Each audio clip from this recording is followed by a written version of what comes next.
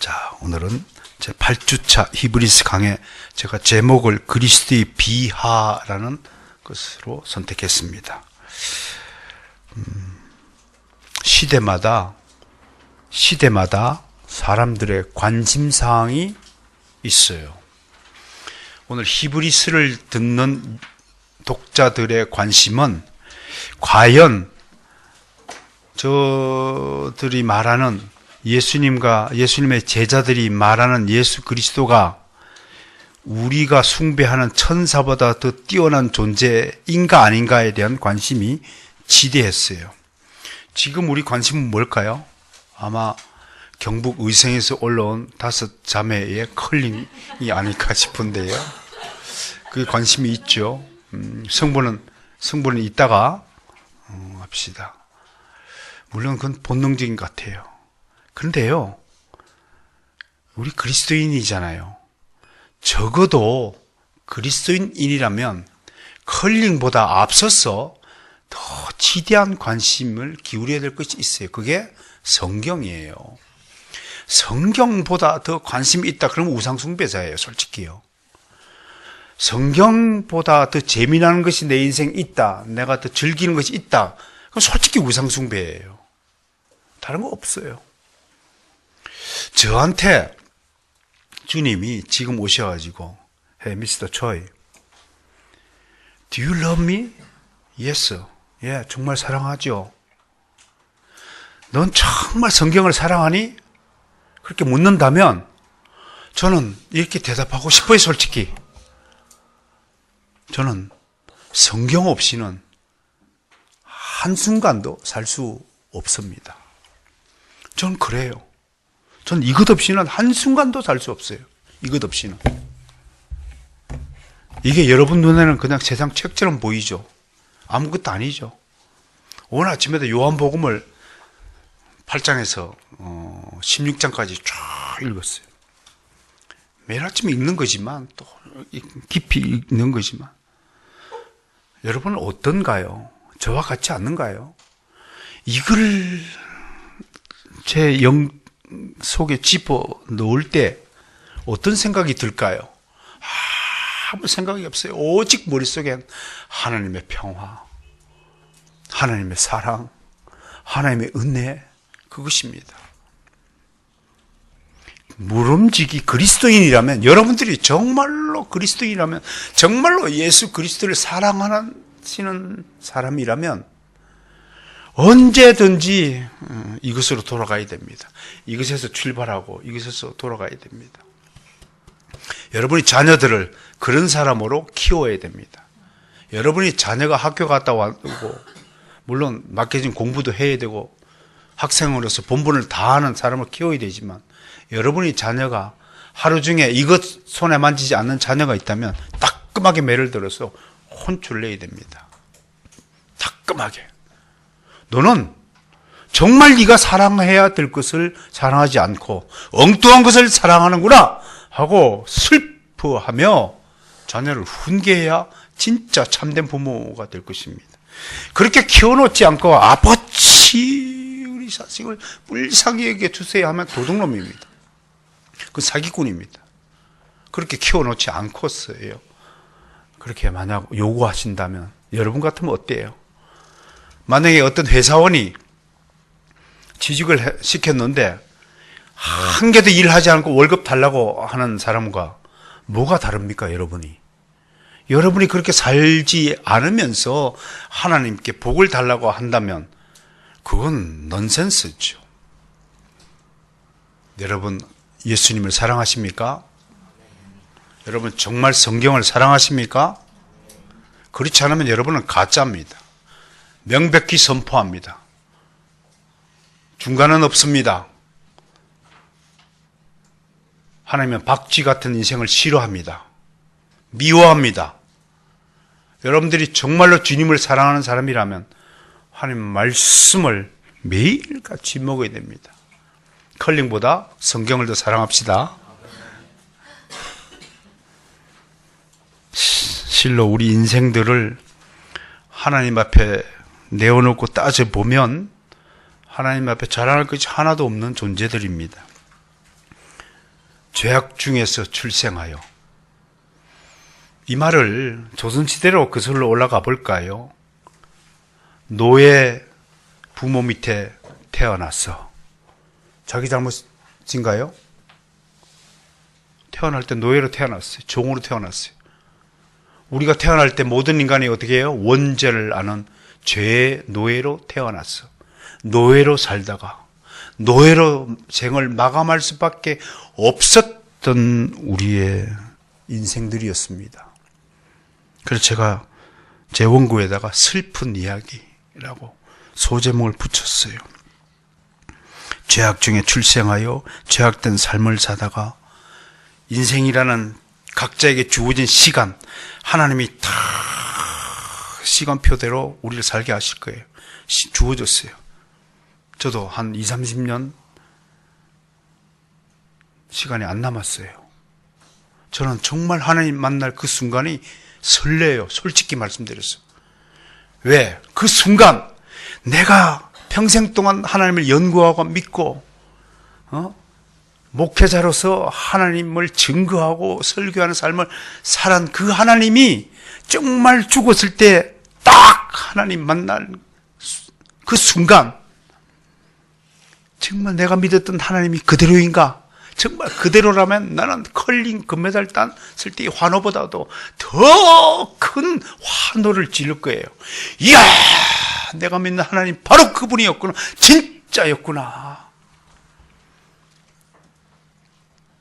그렇다고 저보고 빨리 죽으라는 말은 하지 않길 바랍니다. 왜냐하면 할 일이 남았으니까요. 리폼더 센터를 세워주고 한국 교회에다가 다 디보션 하고 하는 게 가야 될 의무가 저에게 주어졌어요. 저는 그거 확신합니다. 어떻든 주어진 시간이 지나면 멸하여집니다. 그럼에도 인생들만큼 웃기는 존재도 없다고 생각합니다. 잠시 살다가 사라질 존재이면서 마치 영원히 살 것처럼 큰 소리치며 살고 있습니다. 아무것도 할 수 없는 무능력한 존재이면서도 할 수 있다. 할 수 있다 하시니는 나의 능력 주 하나님. 옛날에 어렸을 때 기도원 가가지고 많이 불렀던 노래 아닙니까? 내게 능력 주시는 자 아래서 내가 모든 것을 할 수 있다. 뭐 빌립보서 4장 13절 옛날에 70년대 80년대 기도원마다 그거 써붙여 놓고 있었던 기억이 나지 않습니까? 그러나 여러분 돌이켜보세요. 여러분들이 무엇을 할 수 있습니까? 하나님이 욥에게 물었습니다. 내가 땅에 기초를 놓을 때 너 뭐 했느냐? 내가 땅과 물의 경계선을 그을 때 너는 뭘 했느냐? 내가 하늘의 궁창을 손으로 아름답게 그릴 때 너는 뭐 했느냐? 도대체 우리가 한 게 뭡니까? 아무것도 없잖아요.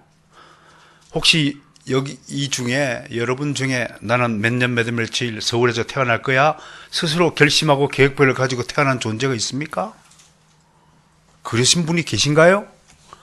혹시 여러분 난 몇 년 몇 월 며칠 어디서 어떻게 죽을 거야 라고 아시는 분 계세요? 아무것도 여러분들은 모르는 무능력자입니다.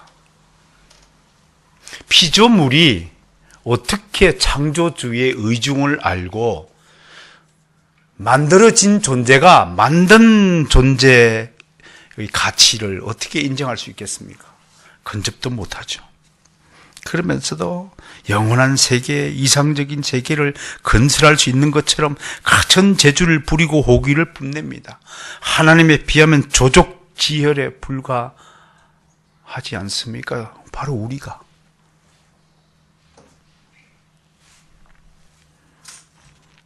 저 광활한 우주에 별 하나 짓지도 못하면서요. 먼지 한 톨, 새벽이슬, 영롱한 새벽이슬 하나 지어내지 못한 주제이면서요. 다리 몇 개 놓고 높은 빌딩 몇 개 세웠다고 뽐내는 것. 바벨탑 세워놓고요. 자, 우리 흩어짐을 면하자. 우리 이름을 만천에 알리자. 그리하여 하나님과 겨루어 비기어 보자. 그런 오만함을 가졌던 우리 인류의 선조들이 아니었습니까? 우리는 별반 다릅니까? 여러분의 인생이 여러분 것이라고 생각합니까? 내 인생은 나의 것. 천만의 말씀요. 어떻게 사람이 희망이 될 수 있습니까? 사람 사는 세상을 만들자고요? 천만에요. 사람은 악한 존재일 뿐입니다. 사도 바울의 고백을 여러분 잊으셨나요? 내 속에 선한 것이 하나도 거하지 않으면 오직 내가 원하는 것은 육신의 생각뿐이라. 그런데 갈라디아에서 뭐라고 했나요? 육신의 생각은 멸망한 것입니다. 살리는, 예수님은 요한복음 13장에 뭐라고 그랬었나요? 살리는 것은 영이니 육은 무익한 것이라 라고 말씀하셨어요. 근데 육체의 세상, 육신이 추구하는 바를 여러분 얻고자 얼마나 발버둥 치고 계십니까? 사업하시는 분 계시나요? 지금도 꿈에도 서오는 사업장 늘리기 아닙니까? 식당 하는 분이 계시나요? 꿈에도 서오는 손님 많이 들어오는 거죠. 우리 딸 학원 하는 거 보니까 한 사람씩 수강생 들어오면 막 최고로 기뻐요. 주님이 오신 것보다 더 기뻐. 물론 그거 아름다운 일일 거예요. 생육하고 번성하고 땅에 충만하고 정복하고 다스리라 5가지 문화명령 우리에게 받았으니까 당연히 그렇게 해야 될 거예요. 라바의 축복이라고 그랬잖아요. 히브리어 라바의 축복. 번성하다. 라바는 열매를 많이 맺다라는 뜻이죠. 그런 삶 다 원하시잖아요. 그러나 여러분 그것 다 좋지만 그것보다도 절대적으로 우선되어야 될 사실이 뭐냐? 예수 그리스도예요. 제 설교를 통해서 아무것도 가장 우위에 둘 수 없는 것은 예수 그리스도 이외에는 어떤 가치도 이 설교에 포함되지 말아야 됩니다. 제 설교를 통해서 오직 하나님만 영광을 받으시길 원합니다. 제 설교에서 오직 예수 그리스도만 드러나기를 원합니다. 여러분의 인생을 통해서 오직 예수 그리스도가 보여야 될 줄로 믿습니다. 그렇지 않다면 여러분 실패한 인생입니다. 한국 교회가 왜 이렇게 질이 멸렬하고 이렇게 되었을까요? 우리가 예수 그리스도인으로서 바르게 살지 못했기 때문입니다. 여러분들이 믿는 바와 여러분들이 아는 것이 조화를 불일치를 일으켰고 여러분들이 그리스도인이라고 하면서 그리스도인답게 살지 않았기 때문에 조롱당하고 멸시당하고 천박하게 대접받고 있는 것이라고 생각합니다. 생각해보면 우리 인생은 참으로 부끄럽고 한심한 존재입니다. 정말 저는 쥐구멍이라도 있으면 숨고 싶은 심정입니다. 특히 요즘 한국교회 형편을 보면 수준들을 보면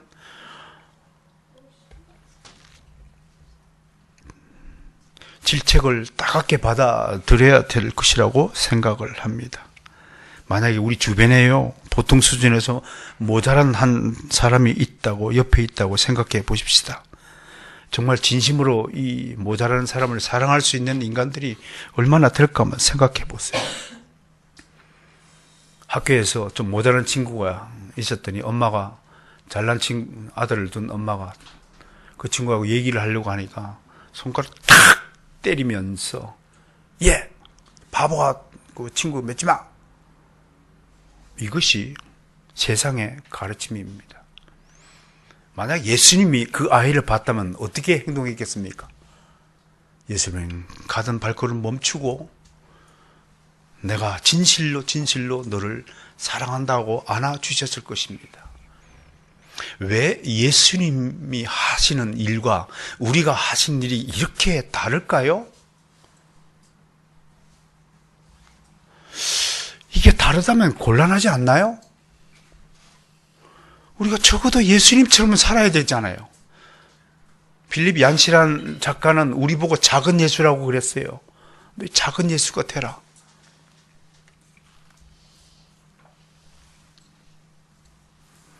이렇게 추악하고 무지하고 고집세고 온갖 악행을 저지르고 사는 죄인들을 위해 우리는 버리고 외면하고 회피하지만 그런데 우리 주님은 이런 추악한 우리를 버리지 않으시고 우리를 위해서 무슨 일을 하셨습니까? 우리를 위해서 무슨 일을 하셨는가? 오늘 설교의 키포인트입니다. 오늘은 바로 이 이야기를 듣는 시간입니다.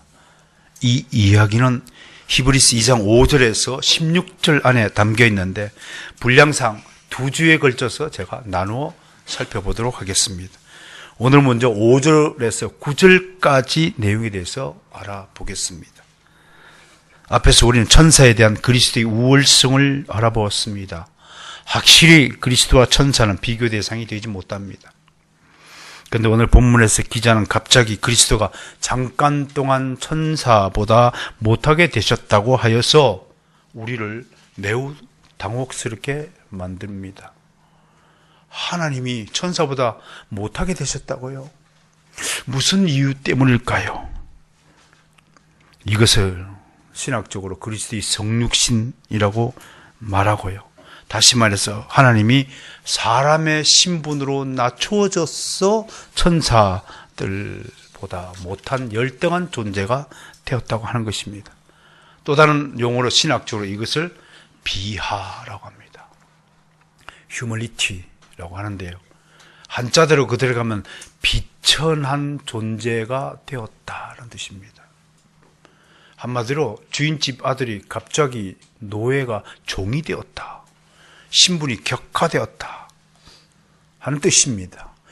논리적으로 보면요, 월등한 존재가 열등한 존재에 비해 더 열등하게 되었다라는 것은 논리적으로 앞뒤가 맞지 않는 거예요.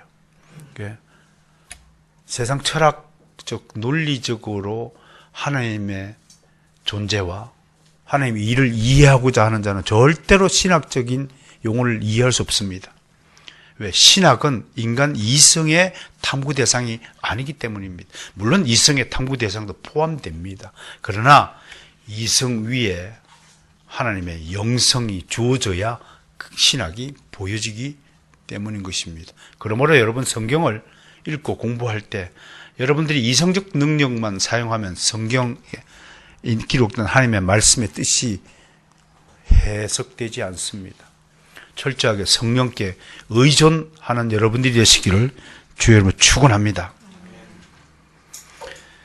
그러나 히브리서 기자는 그리스도의 비하가 결코 열등한 신분으로서 영원한 비하가 아니라 어떤 목적을 가진 일시적인 비하라고 오늘 힘주어 강조하는 것입니다. 여러분, 이 추악하고 정말 고집센 이 인간들을 위해서 하나님이 어떤 일을 하셨냐면요, 하나님이 뭔가 하시려고 우리와 같은 모습을 띠고 이 땅에 오셨다는 것입니다. 그걸 그리스도의 비하라고 하는 것입니다. 여러분, 우리는 비하의 목적을 이미 들어서 알고 있습니다. 우리를 구원하시려고. 우리를 구원하시려고 하나님이 사람과 같은, 천사보다 더 열등한 사람과 같은 모습으로 취하여 오셨다. 그렇다면 여기에는 몇 가지 의미가 있습니다. 하나님이 의도하시는 부분이 있을 것 같죠. 그렇지 않겠습니까? 하나님이 괜히 아무런 목적과 계획 없이 인간으로 오신 건 아니죠. 그 이유가 무엇일까요? 그것이 오늘 히브리서 기자가 밝히고 있는 이야기입니다. 한마디로 얘기하면요, 그것은 타락한 인간을 구원하여 다시 천사들보다 더 뛰어난 신분과 위치로 회복시키기 위함이라고 하는 것입니다. 즉, 타락하기 이전에 인간은 천사들보다 더 뛰어난 피조물이었으나 범죄함으로 지금 만물의 주관자로서의 본래의 취지를 다 잃어버리고 신분을 잃어버리고 능력도 잃어버리고 다 잃어버렸어요. 지금 감옥에 가 계시는 전직 대통령께서는 전직 대통령으로서 누려야 될 예우를 다 잃어버린 것입니다. 언젠가는 다시 회복할 날이 있을지도 모르겠지만 아무튼 지금은 다 잃어버린 것이에요. 범죄한 인간의 상태가 지금 감옥에 가 있는 그것과 뭐가 다릅니까? 꼭 같은 비유가 될 것입니다. 그러나 미래에는 우리에게 희망이 있습니다. 그분에게는 희망이 없을 수 있겠지만 우리에게는 희망이 있습니다. 다시 천사를 포함한 만물을 다스리는 위치로 회복시켜 지켜주겠다는 하나님의 굳은 약속이 있기 때문이 것입니다. 물론 여기서 말하는 인간은 주 예수 그리스도를 믿어 구원을 받은 하나님의 자녀만을 지칭합니다. 불신자에겐 이런 회복이나 특권이 주어지지 않습니다. 오직 성도만이 세상을 다스리고 천사들을 주관하는 권세가 있다고 할 것입니다. 사도 바울이 이와 비슷한 이야기를 하나 했는데요. 한번 찾아보겠습니다. 고린도전서 6장 3절을 함께 보겠습니다.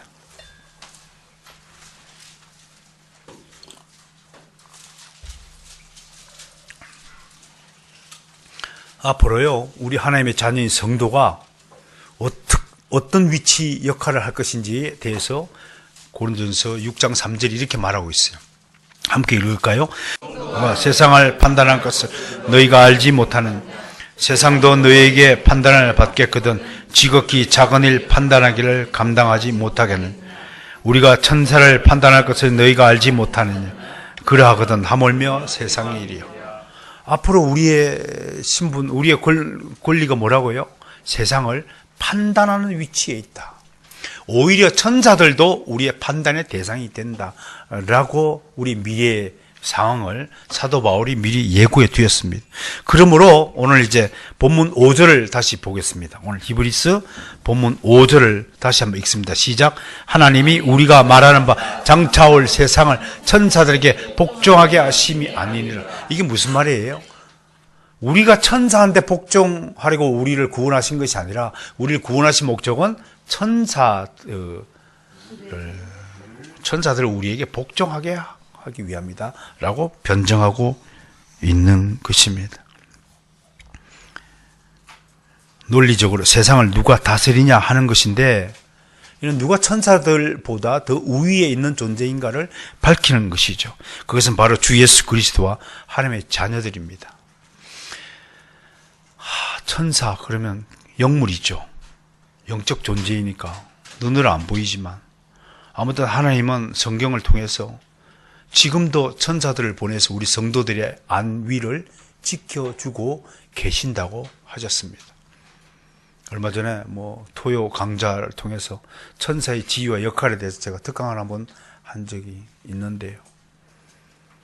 물론 어떤 이런 개인마다 수호 천사가 있지 않느냐고 하는데 있을 수도 있고 없을 수도 있지만 우리가 그렇게 말하지 말아야 될 것은 성경이 그렇게 말하고 있지 않으니까 그런 얘기는 좀 지양하시라고 부탁을 드린 바가 있어요. 어떻든 우리를 위해서 천사가 존재한다는 것, 그건 하나님의 특별한 또 선물이라고 저는 생각을 합니다. 앞으로 어떻든 간에 계시록에 따르면 성도들은 그리스도와 함께 새로운 왕국에서 왕노릇을 하게 된다고 하였습니다. 여기서 우리가 기억해야 할 것은 범죄하기 이전의 인간은 어떤 존재였고 어떤 상태였는가 하는 것입니다. 이를 위해서 히브리서 기자는 시편 8편 4절에서 6절의 말씀을 인용하여서 자신의 논의를 이끌어가고 있습니다. 그것이 6절과 9절의 말씀입니다. 다시 말했으면 시편 8편에 있는 말씀을 지금 6절과 9절로 그대로 끌어오셔서 인용하여서 지금 내용을 설명하는데 이걸 좀 더 정확하게 해서는 시편 8편으로 한번 가봐야 될 것 같습니다. 시편 8편으로 가볼까요?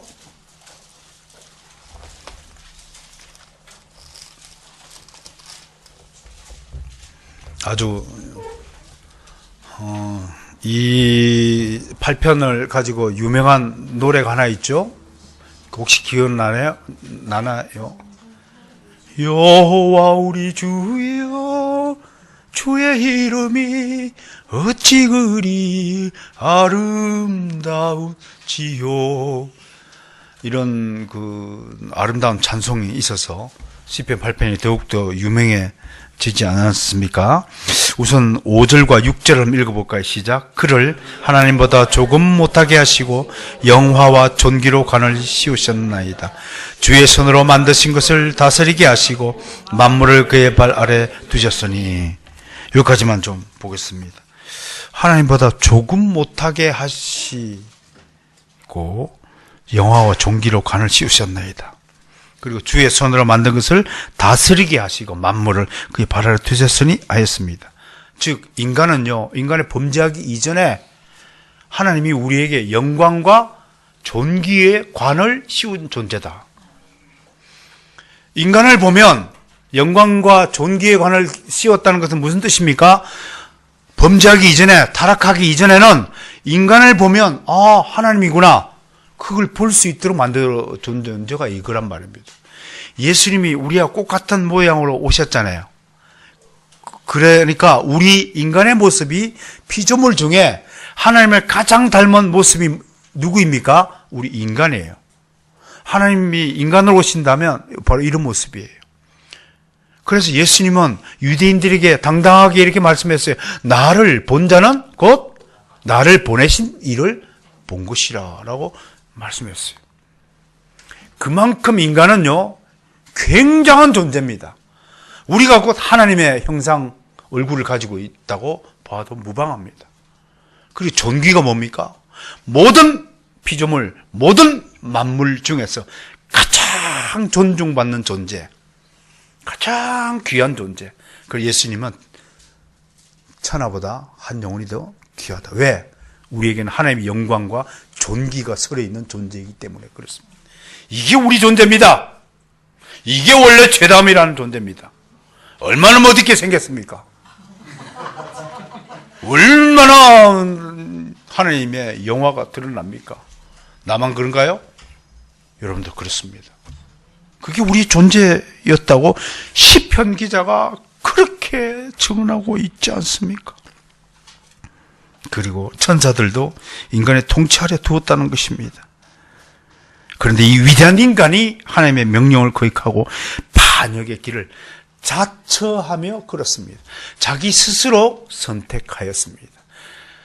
우리에게 하나님이 영광과 존귀로 관을 씌우시고 우리에게 위대한 선물이 뭔가? 자유의지입니다. 프리윌. 그래, 나는 믿는다. 너는 충분히 나의 영광과 존귀의 관을 씌운 존재이기 때문에 너는 충분히 나의 뜻을 간파하고 나의 뜻대로 살 수 있을 거라고 아들아 믿는다. 그런데 믿는 도끼에 발정시킨 거야.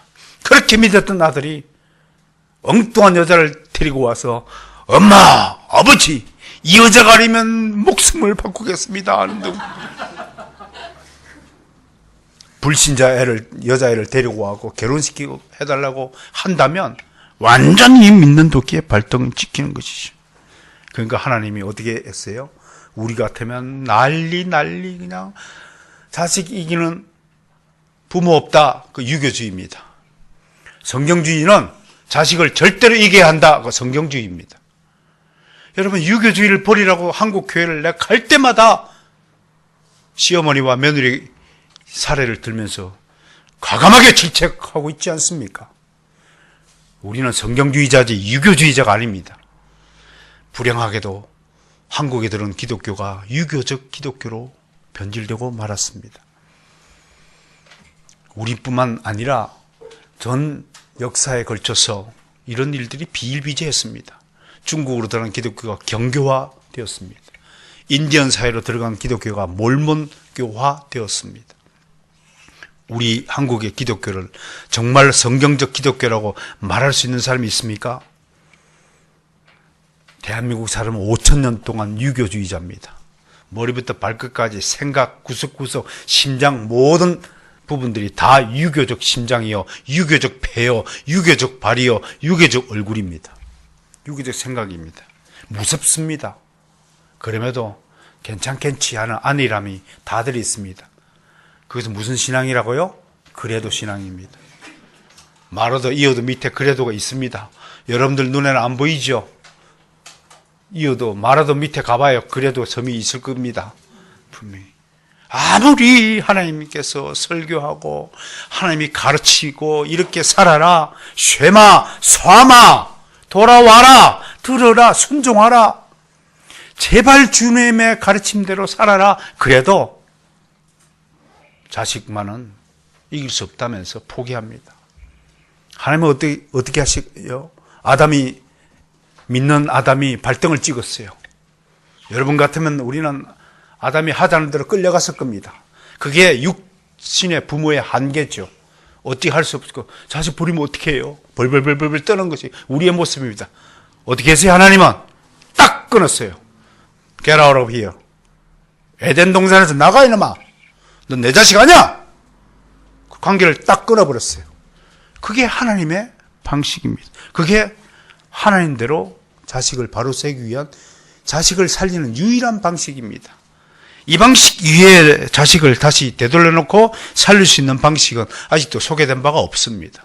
혹시 다른 방식이 성경에 게시된 것이 있다면 저를 좀 가르쳐 주시기 바랍니다.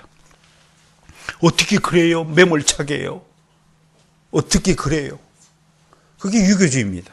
그게 인정주의입니다. 그게 인본주의입니다. 여러분들은 입으로는 그러죠. 절대로 나는 인본주의로 우리 자식을 키우지 않고요. 신실한 주의 종으로 키울 거예요. 말은 천상뉴스죠. 여러분들이 말하는 것과 여러분들이 살아가는 모습이 일치하는, 아니면 여러분 위선자죠. 우리 모두 위선자입니다. 바리새인들만 위선자가 아닙니다. 한국 교회 교인들 전부 다 위선자라고 고백해야 됩니다. 저도 위선자입니다.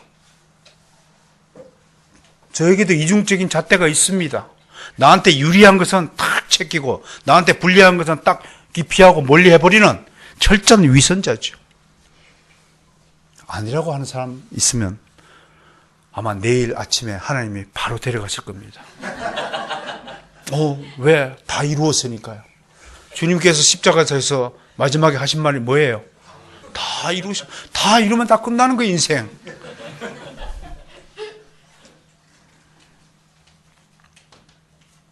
하나님과 모든 관계를 단절하고 죽음으로 치닫는 길이었습니다. 영적인 생명은 완전히 작동을 정지하고 이제는 육적인 생명만 가진 육체적 존재로 전락하고 말았습니다. 그래서 오직 생각한 것은 육적인 생각밖에 안 합니다.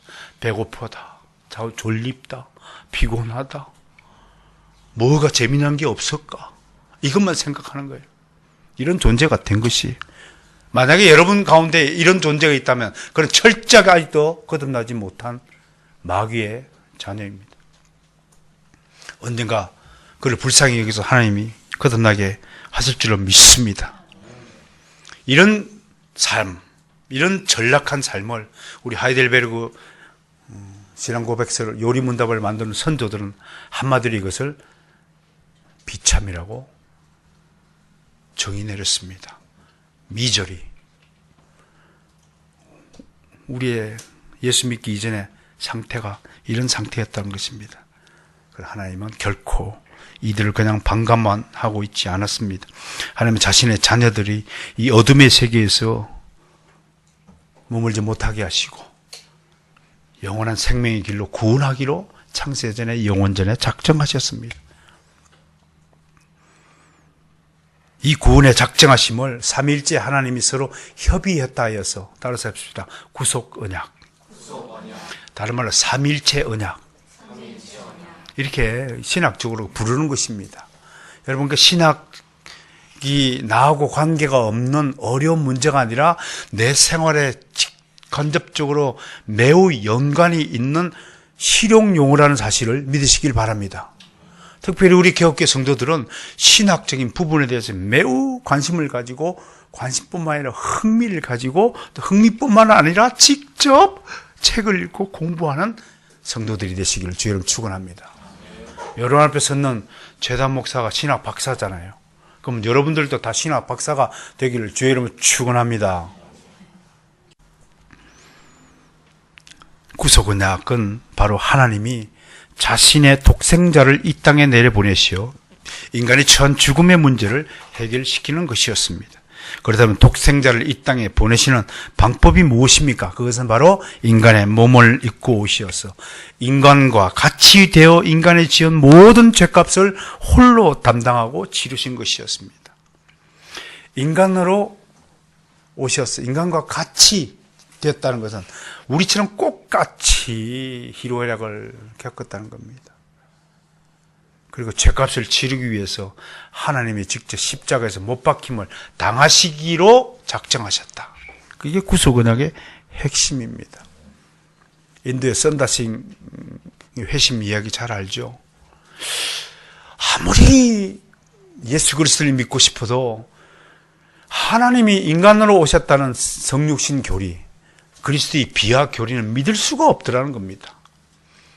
근데 어느 날 들판을 거닐다가 들판에 불이 났는데 개미 떼 그 소굴에, 개미 소굴에 불이 막 옮겨 붙으니까 선다싱이, 개미가 불상이 여기였어. 선다싱이 불교 성녀였다는 거 아시죠? 그분들은 생명을 굉장히 고귀하게 여기잖아요. 아무 생명이나. 모든 생명을 다 고귀하게 여기잖아요. 여러분, 돼지 생명을 그렇게 귀하게 여기지는 마시기 바랍니다. 그럼 김치찌개 못 먹을 겁니다. 쓸데없는 것에 높은 가치를 두지 않기를 바라요. 아무튼 그분들은 그렇게 되어 있으니까 손으로 이렇게 개미들을 막았다는 거예요. 그 개미 어떻게 됐을까요? 반응이. 고맙습니다. 위험 사인을 알려주셔서 고맙습니다. 땡큐 썬다싱 그랬을까요? 안 해요. 깜짝 놀라가지고 막 더 강력하게 자기 집으로 또 치들어가다는 겁니다. 그때 손뼉을 치면서 하나님이 인간을 오신 이유가 있는 겁니다. 하나님이 천사가 되어가지고 야 위험해 일로 와야 너 구원받아 했다면 아무도 구원받지 못했을 거랍니다. 우리와 같은 모습으로 오셔갖고 이 길이 나는 길이요 진리요 생명이라는 말씀을 표지판을 들고 오셨으니까 그 말씀에 귀를 기울이게 됐다는 뜻이 되겠죠. 한편으로 어떻든 독생자를 이 땅에 보내시는 방법은 인간으로 보내신 것이고, 그리고 우리가 치료해야 될 인간으로 오셔서 죄값을 대신 치른 것을 신학적 용어로 따랐습니다. 대속 또는 구속. 구속은 이제 값을 치르고 샀다 이런 뜻입니다. 그런 뜻으로 이해가 됩니다. 이해가 되죠?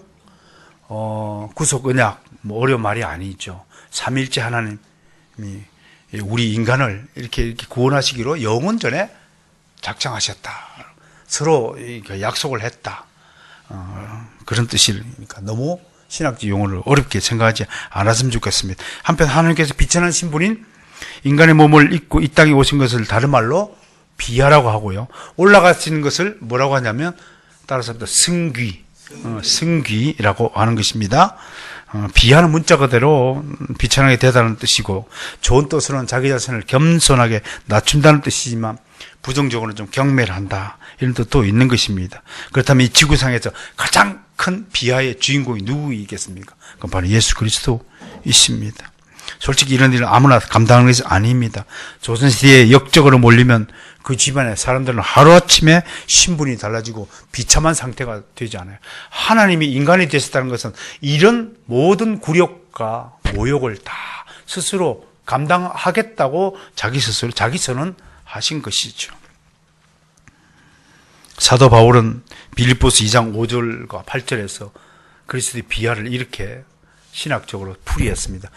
여러분 유명한 구절이지만 제가 다시 한번 읽어드리겠어요. 그는 근본 하나님 본체시나. 그는 누구라고요? 하나님이 그 자체라는 거예요. 본체라는 것은.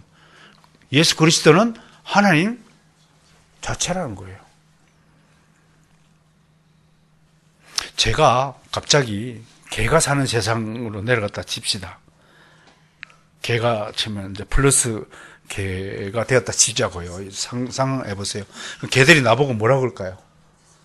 저분은 우리를 구원하기 위해 오신 최다함 그 자체다. 비록 개지만, 모양은 개지만 원래는 최다함이었다 라고 개신학자가 있다면 그렇게 풀이해야 된다는 거예요. 이해가 되십니까? 개신학자가 있을까요? 그는 근본 하나님의 본체시나 하나님과 동등됨을 취할 것으로 여기지 아니하시고 오히려 자기를 비워 종의 형체를 가지사 사람들과 같이 되셨고 사람의 모양으로 나타나서 자기를 낮추시고 죽기까지 복종하셨으니 곧 십자가에 죽으십니다. 이게 그리스도의 비하입니다. 그렇다면 이제 히브리서 기자가 밝히고 있는 비하의 목적, 왜 하나님은 스스로 비하를 하신 것일까요? 라는 의문을 가질 필요가 있습니다. 왜냐하면 하나님 하시는 일은 그냥 우연한 일이 없기 때문입니다. 자동차 공장에서 우연히 자동차를 생산하지는 않죠. 반드시 목적을 가지고 있습니다. 그 목적을 히브리서 9장 9절에다가 표명하고 있습니다. 첫째, 비하로 인해 예수님은 존귀와 영광의 관을 쓰게 되었습니다. 존귀와 영광의 관을 씌우기 위해서 자기 스스로 고난의 길을 자처했다는 거예요. 우리도 뭔가를 얻기 위해선 거기에 필요한 조건부, 대가, 희생, 헌신을 치러야 됩니다. 열심히 일을 해야 월급을 받는 것과 같은 것입니다. 하나님 복 주세요. 그럼 믿을게요. 그럼 도둑놈입니다. 하나님을 믿으세요. 그러면 하나님 복을 주십니다. 하나님 월급을 주면 제가 회사에 근무해서 일을 할게요 하는 것은 논리적으로 맞지가 않습니다. 그게 비하예요. 계시록에 보면요, 상처 입은 어린 양이 어떤 존재가 되었습니까? 지금 하나님 우편에 앉아가지고 영광과 존귀의 관, 모든 24장로들, 모든 천사들로부터 찬양과 경배를 받는 존재로 우리 주님이 지금 승기하여 계십니다. 그 승기하게 된 계기를 만들기 위해서 그냥 그 자리에 하나님이 올려주시면 사탄이가 또 참소할까봐 예수 그리스도라 이거 그 값을 치르게 하신 것이 비하의 목적이라고 하는 것입니다. 즉 예수 그리스도께서는 비하로 말미암아 더욱 높임을 받아 만물로부터 경배의 대상이 되셨다는 것입니다. 이것을 잘못 해석하면요, 하나님은 거래하신 분이거나 조건부를 따지는 분으로 오해할 수 있습니다. 하나님은 절대로 그렇게 옹졸하거나 무엇이 부족하지어서 우리의 공로를 필요로 하는 분이 아닙니다. 그렇다면 값없이 줘놓고 그에 상응한 인간의 대가를 요구하시는 까닭이 무엇입니까? 그건 한마디로요, 은혜를 주고 싶어하는 하나님의 본성 때문에 그렇습니다. 이 말을 좀 이해하셔야 됩니다. 인간의 자발적 헌신과 순종을 통하여 하나님은 하늘에 속한 모든 신령한 복을 그냥 줄 수는 없기 때문에 그냥 주셔도 되지만 그냥 주면 우리가 교만해질까봐 우리들의 거기에 상응하는 필요한 모든 수고와 땀을 흘리게 한 다음에 우리에게 선물을 주시겠다는 것입니다. 제가 이렇게 비유를 하겠어요. 월급을 탄 아빠가요, 옛날에 여러분 통닭 모르시죠? 옛날 통닭. 얼마 전에 여기 정릉 시장에 옛날 통닭집이 지금도 있나요? 한 마리 6,000원 합니다. 맞습니다. 사실 건강에 별로 좋지 않는 통닭인데요. 월급날 탁 사가지고 집에로 오면 애들이 막 기다리는데 그냥 줘요? 노래 한마디 하면 그냥 주지. 통닭 주지. 그러잖아요. 근데 정말 아버지가 자식이 노래를 해야만 그걸 주고 싶어 할까요? 아니에요. 그럼에도 노래를 시키는 것은 자식으로 하여금 수고해야 선물을 받는다라는 교훈을 가르치기 위함이에요. 여러분, 우리 믿음을 그대로 공짜로 받았어요. 우리는 하나님에 의해서 영생의 복을 누릴 작자들입니다. 그럼에도 이 땅에 사는 동안 우리에게 수고와 땀을 요구하시는 것은 하나님이 용돈 주기 위해서요, 보너스 주기 위해서요, 선물 주기 위해서. 그러니까 하나님은 어떤 방식으로든 우리에게 복을 주고 싶어하는 안달하시는 자상하고 사랑하는 우리 아버지 되신다는 사실 잊지 마시길 바랍니다. 정리하면 이래요. 오늘 말씀을, 예수 그리스도가 이 세상에 비하한 것은 하나님이 최종적으로 그리스도를 높이어 모든 만물로부터 경배를 받을 수 있도록 계획하시는 일이라는 것입니다. 이런 의도를 하나님이 가르쳐 주지 않는다면 우리가 어찌할 수 있겠습니까? 또 하나의 목적은 9절에 있듯이 비하의 목적은 사람에게 있습니다. 예수 그리스도에게서 비하하셨다는 것은 스스로 고난의 길을 걸으셨다는 것입니다. 이 고난은 죽음으로 향하는 고난이었습니다. 주님은 제자들에게 자신이 죽어야 오히려 너희에게 복이 임한다고 말씀하셨습니다. 왜일까요? 바로 예수님의 죽음으로 인해 구원의 길이 열렸기 때문입니다. 예수님의 비하와 비참과 고난으로 말미암아 우리가 얻는 덕이 뭡니까? 예수님이 우리 대신에 그 비참한 그 고통의 삶을 홀로 담당하심으로써 우리에게 구원의 길이 열렸다는 것입니다. 이것이 그리스도의 비하의 두 번째 목적입니다. 첫 번째는 그리스도의 비하로 말미암아 성부 하나님, 하나님의 아들로서의 모든 영광과 존귀 자리에 오르게 되었다는 것이고, 또 하나는 예수님의 비하하셔서 스스로 고난, 우리가 져야 될 모든 죄값을 다 치름으로써 우리가 천사보다 못했던 우리 존재를 천사보다 더 우월한 존재를 만들어서 예수님과 함께 영원토록 왕노릇하기 위해서 비하하셨다고 하는 것입니다. 결론을 내리겠습니다. 오늘 비하는 결국 타락한 인간, 죽을 수밖에 없던 불쌍한 우리들을 위한 일이었습니다. 예수님이 영광과 존귀의 관을 쓰기 위해서 비하한 것이 아니라, 예수님이 그렇게 하신 것은 부모가 뼈 빠지게 일해가지고 돈을 모아갖고 자식을 배불리 먹이는 것은 부모 잘 되자고 하는 것이 아니라 바로 그 자식에게 목적이 있다는 사실을 생각한다면, 하나님이 우리를 구원하기 위해서 정말 말도 안 되는 짓거리만 골라 사는 이 타락한 우리 같은 존재를 사랑하기 위해서 우리 아버지가 몸소 치료했던 대가가 있었다고 하는 것입니다. 그것이 그리스도의 비하입니다. 그러므로 우리는 이 비하의 정신을 잃지 말고 살아야 할 것입니다. 여러분은 누굴 위하여 여러분 스스로를 비하해 본 적이 있습니까? 여러분 스스로를 버린 적이 있습니까? 오늘 오후 시간에 세길교회에서 제가 헌신 예배를 드린다고 하여서 헌신한 의미를 한번 새겨볼 것입니다. 여러분, 우리는 겨우 한다는 것이 헌신입니다. 한자대로면 몸만 좀 바치는 겁니다. 예수님은요, 우리를 위해서 헌신하신 뿐만 아니라 우리를 위해서 목숨까지 버린 희생하신 분입니다. 희생, 목숨을 버린다 라는 뜻이 희생입니다. 헌신과 희생은 전혀 다른 차원입니다.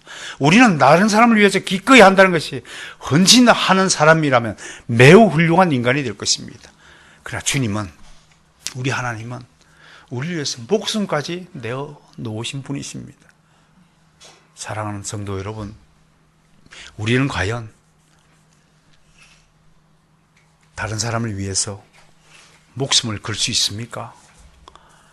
예수님은 요한복음 13장에서 24, 25절에서 새로운 계명을 주셨습니다. 서로 사랑하라. 너희가 먼저 서로 사랑하면 사람들이 너희를 나의 제자로 볼 것이다 라고 말씀을 했어요. 누가 먼저 사랑해야 된다고요? 우리가요. 특히 바로선 개혁교회 성도들이 먼저 서로 사랑하십시오. 사랑을 멀리 찾지 마십시오.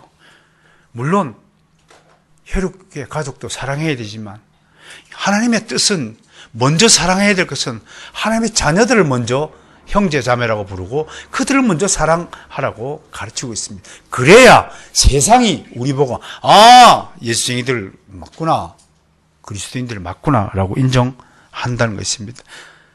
바로 이 일을 위해서 예수 그리스도가 비하한 것이고, 이 비하야말로 저는 지상 최대의 낙하라고 말합니다. 공수부대원들 기껏 해봐야 만미터 상공에서 밖에 뛰어내리지 못하지만, 하나님은 영원한 세계로부터 이 지상으로 떨어지신 분이십니다. 낙하산 하나 없이 떨어지셨습니다. 우리는 낙하산 없이 떨어지면 뼈도 못 추립니다. 그 분이 아기로 오셔서 태어났습니다. 마지막으로는 젊은 청년들, 요즘 자라는 신세대들에게 이 말씀 꼭 전하고 싶습니다. 이게 비하의 정신입니다. 비하의 정신은 한마디로 우리 속담에 젊어서 고생은 사서도 한다고 합니다. 왜냐하면 고생을 경험한 인생을 결코 쉽게 포기하거나 좌절하지 않고 끝까지 인내하며 인생을 성공적으로 살 가능성이 많기 때문입니다. 젊어서부터요, 부모가 물려준 재산 가지고 호의호식하고 그런 사람이 행복해 보이고 부러워 보일 수도 있겠지만요, 그것은 정말 한때에 불과합니다. 다 멸망합니다. 그런 자신의 힘과 능력과 노력을 통해 자신의 인생을 경영해 보지 않았기에 돈만 떨어지면 바로 주저앉게 되는 것입니다. 돈 없으면 이건 아무것도 할 수 없는 무능력자입니다. 여러분, 바람 빠진 고온풍선 보셨나요? 개업식 가면 공기를 넣어가지고 바람이 춥죠. 춤을 추고 있죠. 막 그렇게 춤을 추고 있잖아요. 근데 저녁에 불이 꺼지고 전기를 스위치를 끄면 어떻게 돼요? 그게 부모 고생 안 한 자식들의 진면목입니다. 그리고 힘든 일을 기피합니다. 아니요, 힘든 일을 당해낼 재간이 없습니다. 능력이 없습니다. 기초 체력이 없습니다. 한 번도 힘든 일을 감당하지 않았기 때문에요. 여러분, 되도록이면 자식들요 훈련시키세요. 요즘 리드족, not education, 또 NEED예요. employment, 회사도 안 다녀요. 취직도 안 해요. not training, 훈련도 안 받아요. 여러분 중에 주변에 백수가 있습니까? 백수 시절에요. 할 일이 없으면 북한산 정상이라도 올려보내세요. 그것이 그 백수를 살리는 길입니다. 왜? 올라가면서 그 힘든 일을 몸소 겪음으로써 이야, 그리스도가 날 살리려고 이렇게 힘든 길을 걸었구나 하고 경험해 봐야 됩니다. 오늘 우리에게 주신 이 비아의 정신을 잊지 말고 한 주간도 하나님의 영광을 드러내는 멋진 그리스도인이 되시기를 주님 축원합니다.